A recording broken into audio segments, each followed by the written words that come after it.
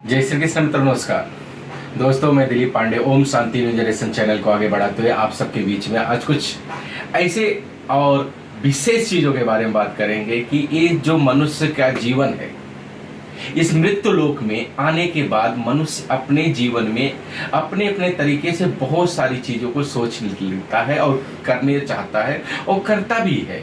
लेकिन आज कुछ एक ऐसी घटना के बारे में हम बात करेंगे दोस्तों कि मनुष्य का जीवन पाने के बाद यहाँ पे धरती पे लोग किस प्रकार से कैसे अपने अपने इस माया नगरी में अपने ढंग से अपने विचारों से कुछ अलग ढंग से यहाँ पे जुड़ते जाते हैं और उसी जुड़ाव के साथ में उनका कल्याण कैसे हो और उस कल्याण के साथ में हम सब का पूर्व जन्म में कई प्रारब्ध जन्मों के बहुत पुण्य के बाद मनुष्य का जीवन मिलता है, उस जीवन का सदुपयोग कैसे उठाया जाए उसके बारे में बात करेंगे दोस्तों। और उसके पहले मेरा चैनल लाइक सब्सक्राइब कमेंट करना ना भूले। अगर आप नए जुड़े तो सब्सक्राइब जरूर करिए दोस्तों। आज ये वीडियो अगर आप सब आखिरी तक देखते हैं ना तो आपको बहुत बड़ी चीजों के बारे में जानकारी होगी कि ये संसार जो है ना किस हिसाब से चलता है और कैसे प्रभु चलाते हैं और ये मृत्यु लोक में क्या क्या घटनाएं घटती हैं और किस हिसाब से मनुष्य को अपने इस पुण्य को अर्जित करना चाहिए और पुण्य को पाने के लिए कब कब प्रभु हमें आगाह करते हैं कि हम सही रास्ते पे चले और हमेशा नेक कर्म करते रहें और ये नेक कर्मों के साथ में अपने जीवन को कृतार्थ करते रहें और किशोरी जी के श्री चरणों में हमेशा अनवरत प्रेम से लगे रहें। लेकिन इस संसार रूपी जंजाल या माया में अगर बोला जाए तो कैसे ग्रसित होता है उसके ऊपर आज पूरा दृष्टांत रहेगा दोस्तों। होता क्या है, एक चतुर व्यक्ति अपने आप को बहुत ही चतुर समझता है और उस विचार से प्रत्येक मनुष्य अगर देखा जाए तो सामने वाले को आधा ही समझते हैं, खुद को संपूर्ण समझते हैं कि मैं बहुत ज्यादा जानकार हूं और जानकारी मेरे पास है और सामने वाला केवल आधे दिमाग का है।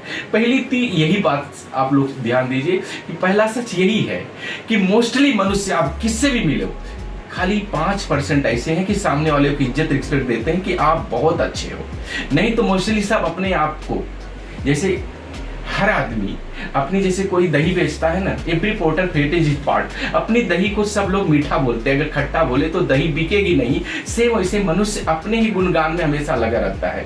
तो वो चतुर व्यक्ति क्या करता है, वो हमेशा इस माया रूपी संसार में देखते हुए बोलता मृत्यु तो जरूर आएगी, तो मृत्यु आने के पहले मुझे कुछ अलग कर लेना चाहिए। ध्यान देना दोस्तों, उस चतुर व्यक्ति के ये शब्द, वो सोचता है ये काम करता हूं, मैं काल से दोस्ती कर लेता हूं। उसके जो विचार आते हैं उस विचारों के हिसाब से वो काल से दोस्ती करता है। काल से जब उसकी दोस्ती हो जाती है, दोस्ती के साथ में वो बहुत ही ज्यादा एक दूसरे के करीब आ जाते हैं। तो जब बोलता है कि मेरी मृत्यु तो यहाँ हो जाएगी, तो एक दिन अपने दोस्त काल से पूछता है वो चतुर व्यक्ति कि मैं मरने के पहले मुझे कुछ एक चीजों की जानकारी चाहिए, आप मुझे बताइए कि मेरी मृत्यु जब होगी क्या मैं मरूंगा? बोले हाँ, ये पृथ्वी लोक है, ये मृत्यु लोक है, यहाँ पे जो भी मनुष्य जन्म लेता है वो जरूर मृत्यु को प्राप्त करता है, ये तो सत्य है। लेकिन इस मृत्यु के भय से सब लोग दूर भागते हैं दोस्तों। अगर ये दूर भागते हैं, उसके साथ में वो चतुर व्यक्ति बोलता है कि मैं अगर मरता हूं, कुछ होता तो मेरे ऊपर एक एहसान करिए। बोले काल बोलता है ठीक है, आप मेरे बहुत परम प्रिय हो, मित्र हो, दोस्त हो, तुम मुझसे जो होगा मैं आपके लिए करूंगा। बोलिए क्या है आपके लिए, क्या करना है? बोला कि जब भी मेरी मृत्यु आए उसके पहले मुझे आप बता देना या मुझे पत्र लिख देना। बोलते ठीक है, ऐसी बात है तो मैं आपको 4 पत्र लिखूंगा आपके जीवन में। वो 4 पत्र कौन से हैं दोस्तों, ध्यान रखना। वो 4 पत्र के इंतजार में मनुष्य मृत्यु के काफी करीब हो जाता है और अपने धन परिवार और अपने ये जो जितने भी इस आडंबर भरी दुनिया में लोग हैं सबके साथ में जुड़ते जाता है और जुड़ के पूरी ये कुटुंब परिवार फैमिली जो बना लेता है इस धरती लोक पे, उसमें आकर्षित होते होते बहुत ही रम जाता है। लेकिन जब मृत्यु का टाइम होता है तो यमदूत काल अपने साथ यमदूतों को लेके उसके पास आ जाता है और बोलता है कि मित्र आप यहाँ से चलो, आपका समय हो गया। बोलता आप कैसे मित्र हो, आपको मैंने बोला था मुझे 4 पत्र दीजिएगा और फिर मुझे आगाह कर दीजिएगा, मैं चलूंगा। बोले मैंने 4 पत्र तो आपको दिया। बोलते कहाँ दिया, आप झूठ बोल रहे हो। बोले ऐसा मत करिए। बोले नहीं मैंने पत्र दिया। तो बोले कब दिए, क्या दिए, मुझे बताइए। दोस्तों गौर करिएगा वो 4 पत्र होते क्या है। बोले कि देखिए मैंने पहला पत्र आपको दिया था जब आपके ये सफेद बाल हो रहे थे ना, तो आपको मैंने आगाह किया था कि आपका समय आ रहा है, मृत्यु आपके नजदीक आ रही है। लेकिन आपने ध्यान नहीं दिया और इन सफेद केसों को आपने कलर कर दिया। सोचा कि मैं कलर कर दूंगा तो मैं सीनियर नहीं हूँ, बुढ़ा नहीं हो रहा हूँ, मेरी मृत्यु नजदीक नहीं आ रही है। और अपने आप को मैनेज करते हुए जवान दिखाने के चक्कर में अपने आप को प्रभु के पास न ले जाके इस माया के गठरी में, नगर में आप लीन होते गए। बोले हाँ ये तो सच है, मैंने ऐसा किया। बोले दूसरा आपने पत्र दिया, वो क्या। बोले दूसरा पत्र मैंने जब आपको दिया ना तो आपके दांत हिलने लगे थे, तब मैंने बोला था कि आपकी ये अवस्था में आपको प्रभु के पास पहुंचना चाहिए, लेकिन आप रेडीमेड दांत लगा के उसमें भी छेड़खानी किए और अपने आप को भगवान के श्री चरणों के पास, राम नाम जपने के पास, राधा कृष्ण जपने के जगह पे इस माया रूपी संसार में आकर्षित रहे। बोले मित्र ये भी बात सच है। तीसरा आपने कौन सा दिया।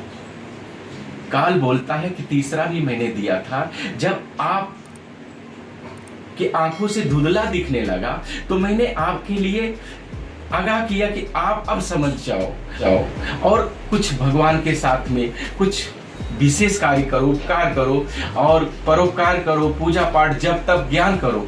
लेकिन आपने वो भी नहीं किया। बोले ऐसा। बोले हाँ आपने चश्मे लगा लिए। सच में दोस्तों जब कम दिखने लगता है एक अवस्था के बाद सोच लेना कि ये चश्मे की जरूरत क्यों पड़ती है, क्योंकि चश्मा लगा लेना, चश्मा पहन लेना प्रभु का एक इंटेंशन होता है कि आप अब दोस्तों चश्मा पहन लेना भी भगवान का एक इंटेंशन होता है कि आपका समय आ चुका है, आप से मृत्यु बहुत नजदीक है। लेकिन तो भी मनुष्य सोचता है नहीं, और जो भी जब तक पूजा पाठ करना है वो सब भूल के अपने इसी माया रूपी संसार में लगा रहता है। तो बोलते ठीक है ये तो तीनों मैं समझ गया आपके प्रश्न का और आपके पत्र का, लेकिन चौथा क्या है। दो मित्र चतुर ने इतना ज्यादा दिमाग लगाया दोस्तों, अगर देखा जाए ना तो अपना वो सोचता कि कोई भी एक पॉइंट तो मिल जाए और मैं इनसे बहाना कर लूं कि मुझे छोड़ दिया और छोड़ दो आज मृत्यु ना हो। बोले चौथा ये है आपका कि आप जब पूर्ण रूप से इस संसार में कोई भी बीमारी आपके शरीर में लगती है दोस्तों, तो आप धन दौलत देके बहुत सारे अच्छे से अच्छे डॉक्टर के पास जाते हो, ट्रीटमेंट करते हो। तो ये ध्यान रखना कि वो भी एक भगवान का संकेत है आपके जीवन में कि आपकी मृत्यु पास में है। कोई भी बीमारी लगती है तो ऐसा नहीं लगती है, क्योंकि कोई भी मनुष्य कभी देखा जाए तो बीमारी से डेथ होता है, कभी कोई एक्सीडेंट से डेथ होता है। ऐसे बहुत सारे डेथ के कारण होते हैं जीवन में कि मृत्यु आ जाती है। तो उस मृत्यु के पहले प्रभु आगाह कर देते हैं। अगर आपके शरीर में कोई भी बीमारी, कोई भी ऐसा कष्ट आ रहा है तो भी ये भगवान का संकेत है, उसके पहले आपको कर लेना चाहिए। तो चतुर व्यक्ति के दिमाग में आता है ये तो चारों पत्र हमारे फेल हो गए, और इन्होंने सच में मुझे बताया था। सच में सब मनुष्य के जीवन में सारी घटनाएं घटित होती है, लेकिन तो भी सोचता है मैं बच जाऊं। बोलता है अच्छा एक काम करिए दोस्त, आप मुझसे ये मेरी जितनी भी जायदाद प्रॉपर्टी है सब कुछ ले लो और मुझे छोड़ दो। काल बोलता है कि ये जितनी भी प्रॉपर्टी है, जितनी भी आपके पास धन दौलत ऐश्वर्य है, अगर देखा जाए तो आपका पूरा सामान मेरे लिए धूल की एक कण के बराबर है। दोस्तों सोचो कि धूल की एक कण कितनी छोटी होती, कितनी सेल्सियस कम होती है। तो उतना भी काल नहीं समझता कि आपके पास कितनी प्रॉपर्टी, कितने बैंक बैलेंस, कितने सब कुछ है।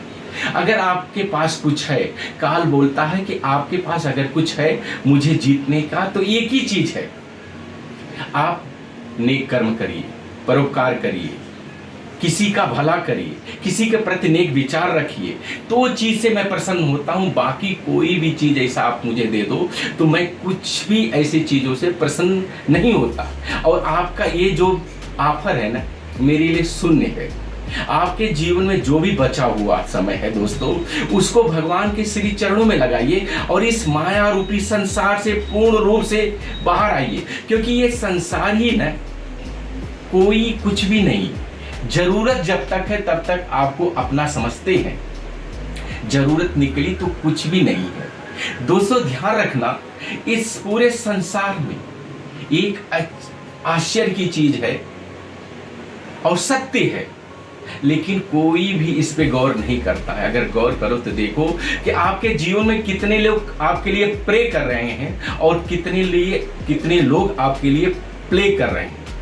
कौन आपके लिए भगवान से दुआ मांग रहा है और कौन आपके जीवन में गेम कर रहा है, ये आपको पता नहीं है। इसके लिए निसंकोच